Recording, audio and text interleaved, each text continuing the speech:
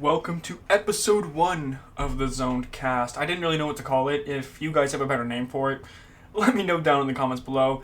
This is essentially going to be the MMA podcast that you're going to listen to whilst you are studying, doing homework, playing video games, whatever, for simply background noise. I know that's how I would probably use something like this. But I wanted to start something like this because I'm pretty good at yapping about absolute nonsense for about a half hour to an hour or so, depending on the given day, what's particularly going on in the MMA world. But since this is the first episode, I'll probably be doing this on about a week-to-week basis.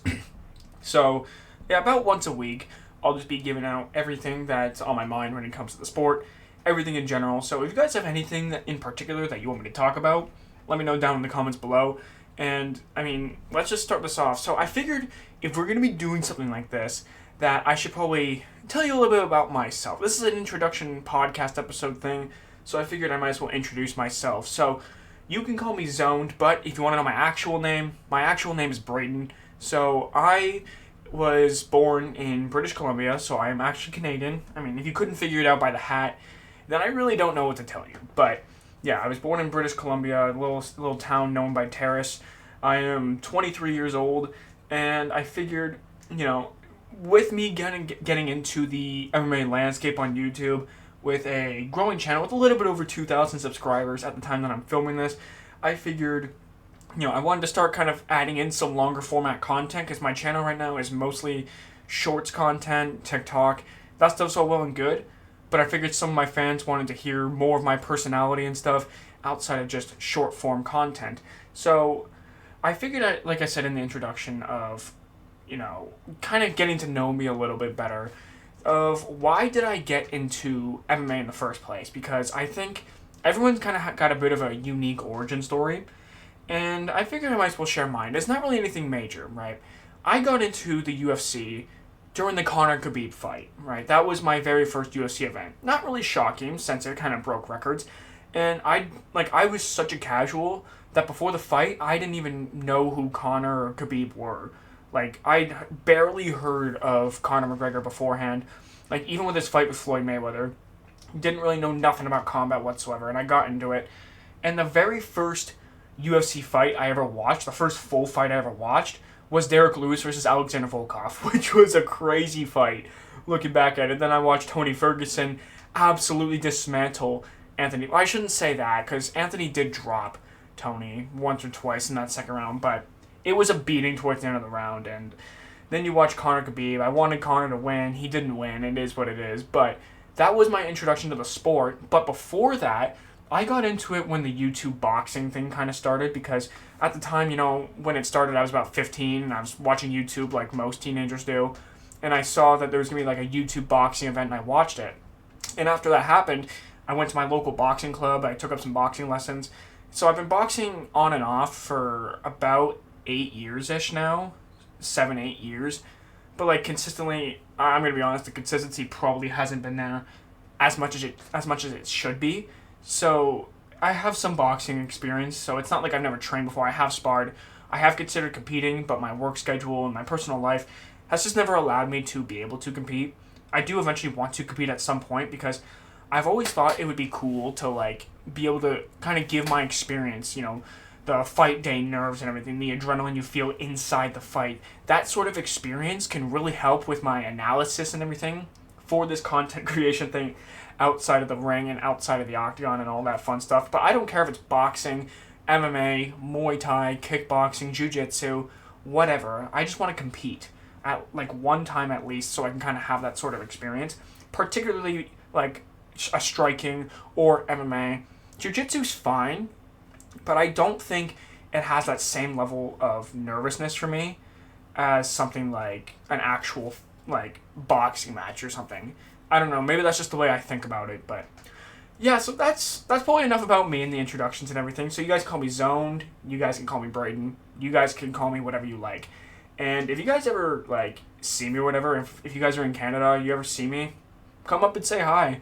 I'm a bit of a reserved person.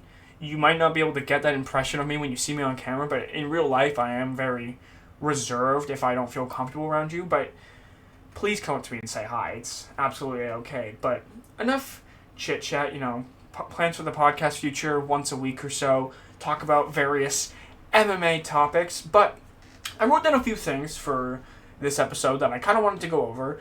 And so starting off with Charles Oliveira's win over Mateusz Gamrot. This was an excellent performance from Charles. The way that Gamrot was going to win was taking Charles down and controlling on top. But the problem is that a lot of times Charles doesn't let you just settle in his guard. He's constantly going for submissions. And eventually he was able to reverse the position. And then you notice in the second round, Gamrot had just completely abandoned the grappling game. He didn't want to grapple at all. He was on the back foot. He was landing shots on Charles Oliveira. It's just Gamrot has pillow fists. It's just as sad as it is to say, he's kind of got pillow fists. Charles kind of just walked right through it and was able to eventually get the submission. I knew that stylistically this was a good matchup for Charles Oliveira too, but it's a great win. He wants to fight Max Holloway? Absolutely. You know, their first fight has got a lot of question marks around it still. We all want to know what would happen if the fight actually took place now, right? There's nothing to indicate to me that Charles Oliveira is out of his prime necessarily. He's still fighting the exact same way he always has.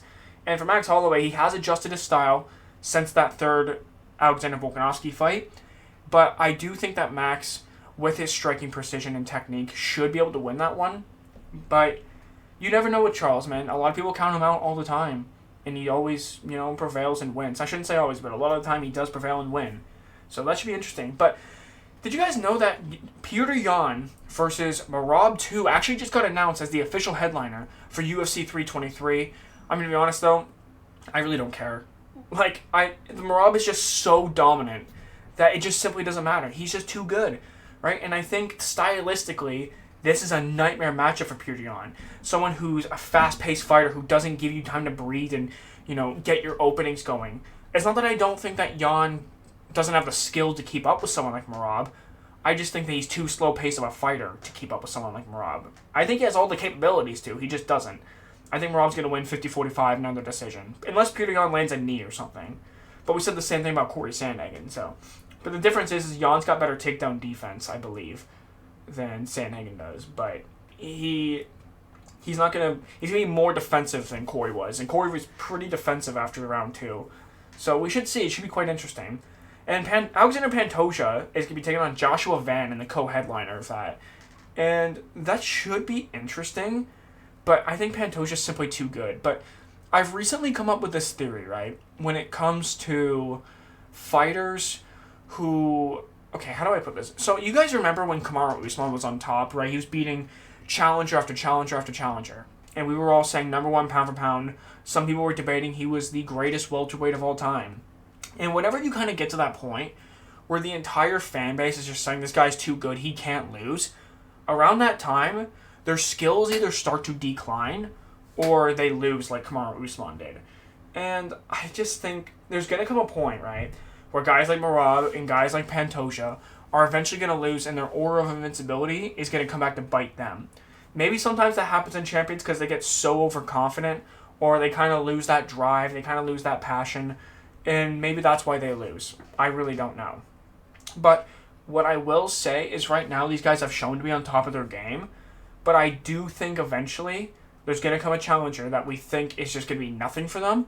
And will absolutely beat these champions, right? It's just something to consider. Like, when they're at their very peak and we're saying these guys are the best, no one's ever going to beat them. That's usually around the time that someone beats them. Maybe 1 or 2 title defenses later. So we're going to see how this goes. I do think that Pantoja and Merab will win this fight. But after this, I wonder if they start to kind of go in the decline. Especially Pantoja, because he's 35 years old. Merab's 34. This is the start of the decline at some point for these fighters. It has to start at some point. And I think with all the activity that Merab's doing, we all praise his activity. We all think it's fantastic. I really do appreciate that activity. However, there is a problem. All that wear and tear eventually starts to catch up to you, even if you're Merab, because at the end of the day, you are a human being. Eventually, your body is going to slow down on you, I think. So I do think that Merab and Pantoja will win their fights, but if the challengers win, it might be due to the fact that these guys might finally start to slow down and show a little bit of age and a little bit of being a human being. But, yeah, like I said, Pantoja and Merab should win these fights, but I don't like to count fighters out. I don't like to count them out anymore. Now, something that's been kind of interesting to me recently that I've been kind of thinking about is what happens if Ciryl Gane wins against Tom Aspinall? Because that fight's coming up in, 2 weeks' time, I think it is? Yeah, so it's coming up on the 25th. So, yeah, about 2 weeks from now. I honestly, I think Tom Aspinall should be able to win. I think he's faster than Ciryl Gane. Ciryl Gane does have the footwork advantage, and Tom Aspinall might have a hard time closing that distance. But Tom Aspinall is also faster, in my opinion, a much better wrestler. And here's something I've considered about with Ciryl Gane is, what if he's 1 foot out the door? What if we're just at the point now where he's been saying over and over again he's going to work on his grappling. After the Ngannou fight, he went and worked on his grappling. After the John Jones fight, he went and worked on his grappling. He's still getting taken down by guys like Alexander Volkov. Part of me wonders if this is due to a personal lack of drive on Ciryl Gane's part, or if he's just lazy. He got all the talent in the world to be an amazing heavyweight. Could have been the greatest heavyweight of all time. But in my eyes, he strikes me as someone who can be kind of lazy, evidently. And I think he even acknowledges it. He's very athletically gifted, but doesn't use it to his proper potential, unfortunately. So I think because of that, I think Tom Aspinall's going to win. And I think he's going to be a very long reigning heavyweight champion. Because if Ciryl Gane doesn't beat him, who's going to beat him? But the whole prospect of what if Ciryl Gane wins basically comes off the fact that John Jones was able to submit him in less than a round. Less than 1 round. If Ciryl Gane managed to pull it off, people are going to say this is why John Jones didn't fight him, right? Because John Jones himself said that Tom Aspinall is essentially the new kid on the block. He's the next best thing, and that John's been doing this for such a long time, where this challenger's the guy, or this challenger's the guy, and none of them have proven to be capable to beat John Jones in a fight. Now, I think Dominic Reyes won the fight against John Jones. But even if you don't count that fight, and just look at it, yeah, sure, you could say this guy's been the guy and that guy's been the guy, and none of them have pulled the trigger. But I think that's kind of a lame excuse when you're the heavyweight champion and you're refusing to fight the interim champion. But it would make his argument correct to say, well, Tom Aspinall is just the next guy in the block that they say is going to beat me, and I've been doing it for so long now. If Ciryl Gane goes out there and beats him, it validates its point a little bit. However, the issue with that is styles make fights. Because what if it just happens that Tom Aspinall just doesn't happen to be a super strong offensive wrestler, but he's good enough defensively to stop guys like John Jones, right? Styles make fights. John Jones is not a mover the way Ciryl Gane is. But Ciryl Gane is not a wrestler the way John Jones is. But Tom Aspinall could have amazing takedown defense. We don't know. Guys don't really shoot on him, right? The BJJ could be a difference factor on the ground too.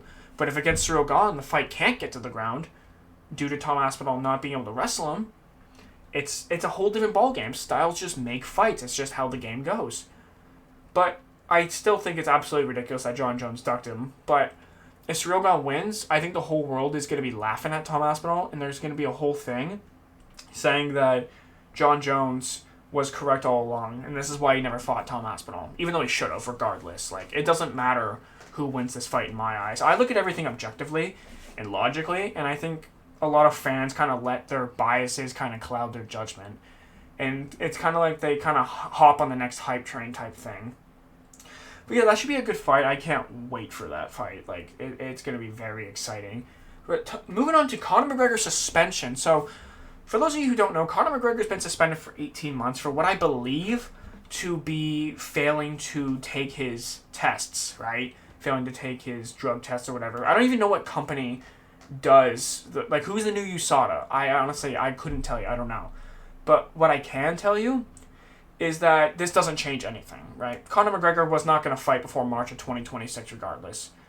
He just wasn't. He wants to fight on the White House card, so I think that's going to be July of next year. Whenever International Fight Week is, I believe it's July or August or June. It's like summertime next year, essentially. So I think that Conor's going to come back. He's going to fight Michael Chandler finally on the White House card.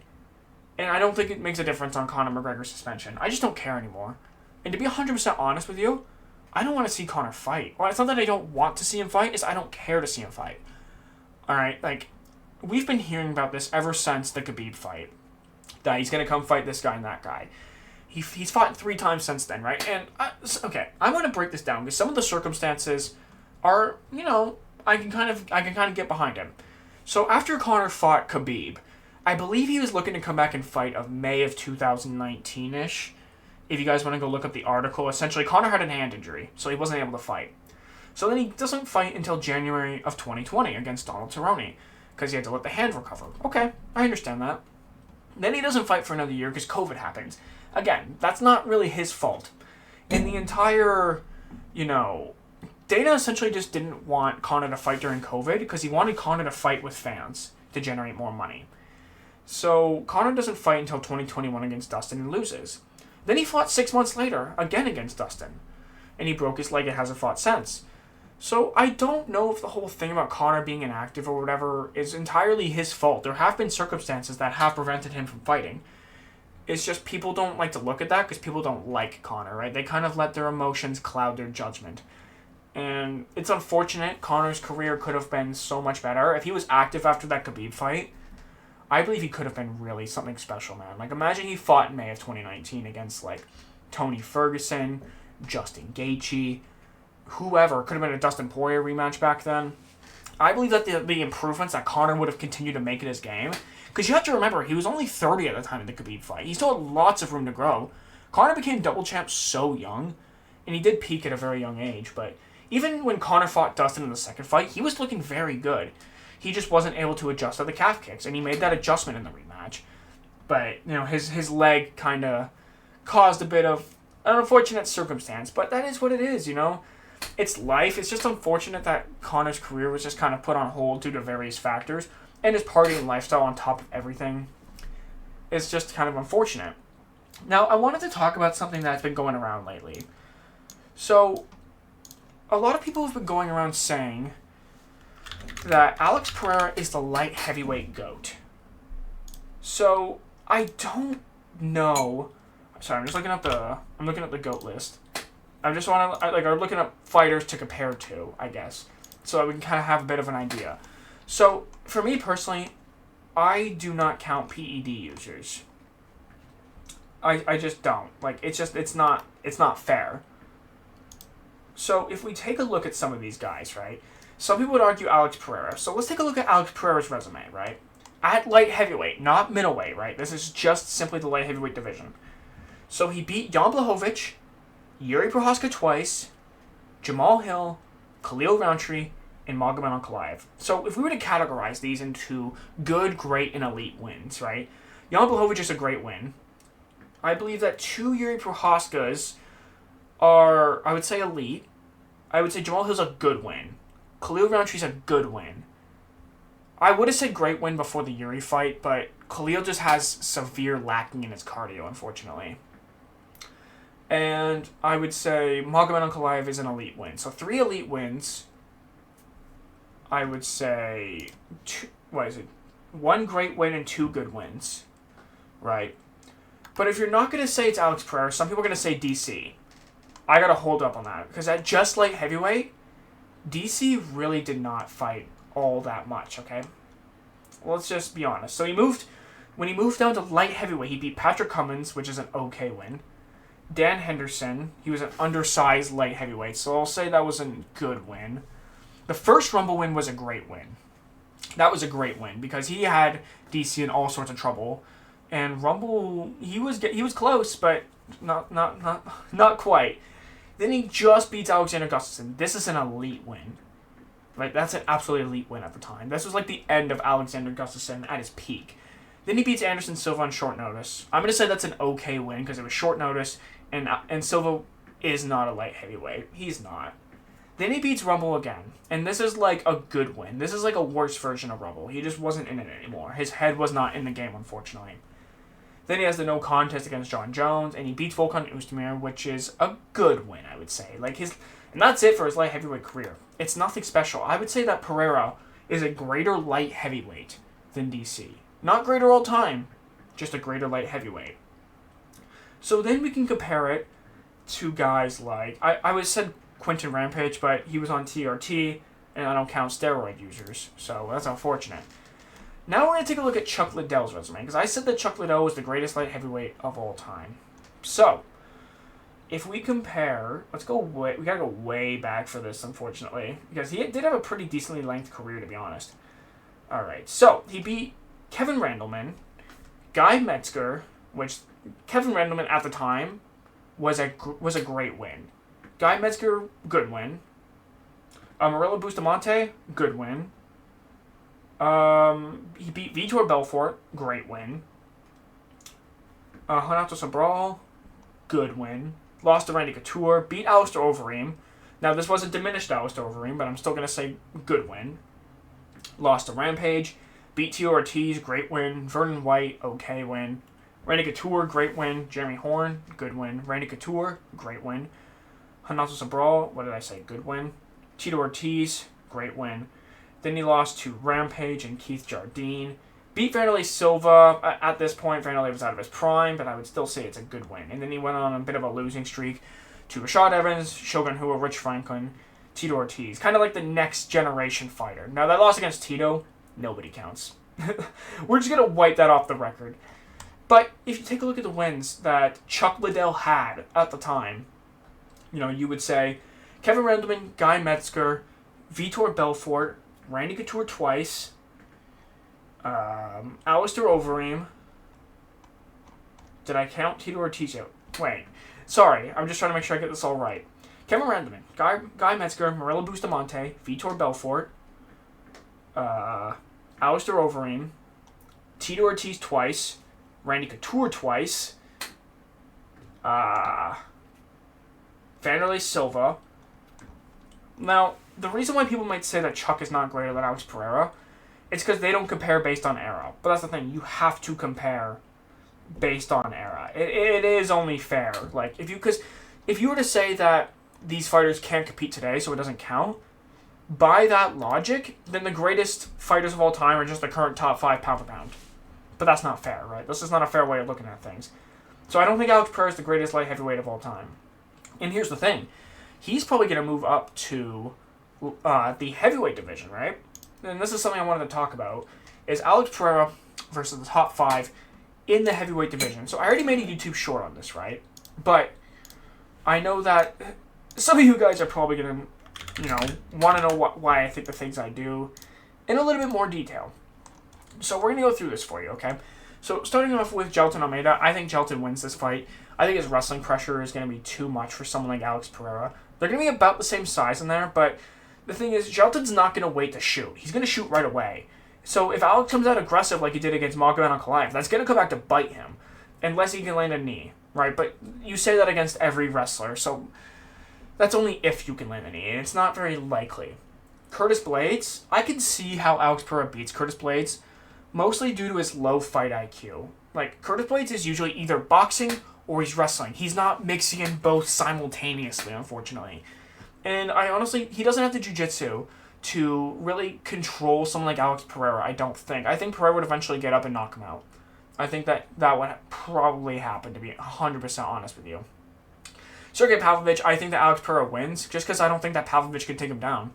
I mean, he might be able to using pure size and strength, but I think if you're talking like technique for technique, Pereira's going to chop his legs off. He's going to eventually land the left hook, especially the patient version of Pavlovich.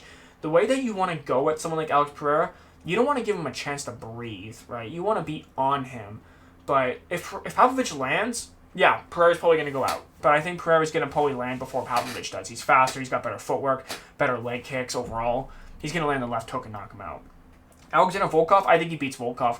Volkov's way too much of a plotter. He's very slow. Now, he could potentially try to wrestle, but I don't think it's going to work on Pereira. Volkov's not that kind of wrestler, to be honest with you. I think he's just way too plotting, and I think Pereira would either beat him by decision or by knockout, to be honest. Ciryl Gane, Pereira knocks him out. Like, Pereira's going to chop his legs off. He's going to really stop that movement of Ciryl Gane. And Ciryl Gane does make a lot of technical mistakes that he's able to get away with because he's a heavyweight. So I do think that Alex Pereira would knock him out. Tom Aspinall destroys Alex Pereira. It's not even close. It's not competitive. He will take down Alex Pereira very quickly, and he will submit him very quickly. He's a very good jiu-jitsu artist, much better than Alex Pereira. He's probably faster than Alex. And even in the stand-up, Pereira could catch Tom and knock him out, but at the same time, Tom Aspinall could catch Pereira and knock him out. So I absolutely favor Tom Aspinall to win. But I think that this is all I really have to cover on this week's episode. If you guys have anything you want me to talk about next week, let me know down in the comments. Thank you guys so much for watching. If you guys enjoyed, make sure to leave a thumbs up, make sure to subscribe, and I'll see you guys later. Peace!